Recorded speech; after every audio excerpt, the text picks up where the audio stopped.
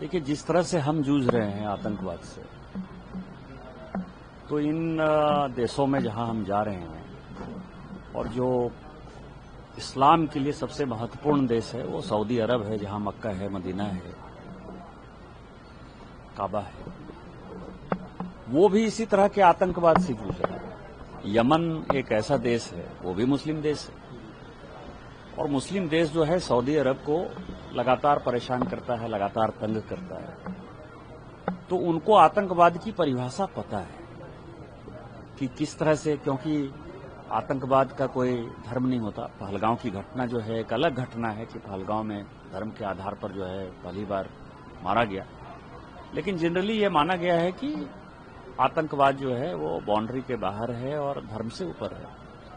तो हम इन बातों को रखेंगे, क्योंकि सऊदी अरब के साथ साथ ही फॉरेन पॉलिसी बहरीन की भी उसी तरह से डिसाइडेड है और एक दूसरे के प्रति जो है उन दोनों का कोऑपरेशन है।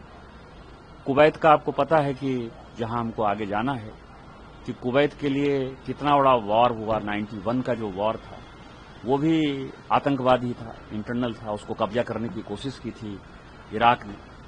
तो ये सारे मुद्दे ऐसे हैं जिसमें कि हम निश्चित तौर पर अपनी बात समझाने में कामयाब होंगे। 78 साल से पाकिस्तान ने हमारे साथ क्या काम किया है, और जब हम लौट के आएंगे तो मुझे लगता है कि माहौल पूरे दुनिया में पाकिस्तान के खिलाफ होगा और आतंकवादी राष्ट्र बनाने की तरफ जो है वो अग्रसर होगा।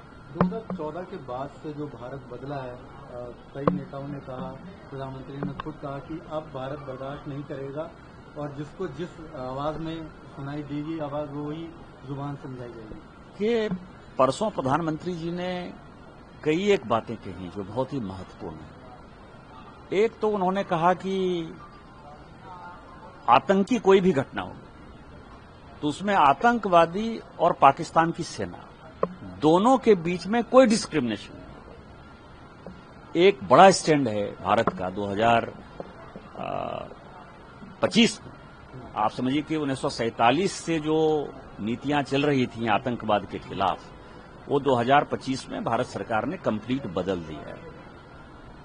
दूसरा ये है कि जब कोई आतंकवादी घटना हो जाएगी तो जो आर्मी है, जो एयरफोर्स है, जो नेवी है, उसको किसी से परमिशन लेने की आवश्यकता नहीं है। उसको भी फ्री हैंड कि आप हमारी सीमा की रक्षा करने के लिए, हमारे नागरिकों की रक्षा करने के लिए और आतंकवाद से मुकाबला करने के लिए आप आतंकवादी को मारना है, आतंकवादी को मारो, और आतंकवादी के वेश में जो पाकिस्तानी सेना है उसको मारना है, उसको मारो।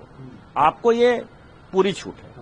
और तीसरा, जो बदला 2025 में इस युद्ध में हमने देखा कि बिना पाकिस्तानी सीमा में घुसे हुए हमने जो है उनके आतंकवादी ठिकानों को तबाह किया, हमने उनके एयरबेस को तबाह किया, और हमने ये मैसेज दिया कि हम आपके किसी न्यूक्लियर वार के धमकी से नहीं डरते हैं और आपको जो करना है करो, हमको जो करना होगा करेंगे, और हम आपको माकूल जवाब देंगे और आपको हम नेस्तनाबूद कर देंगे।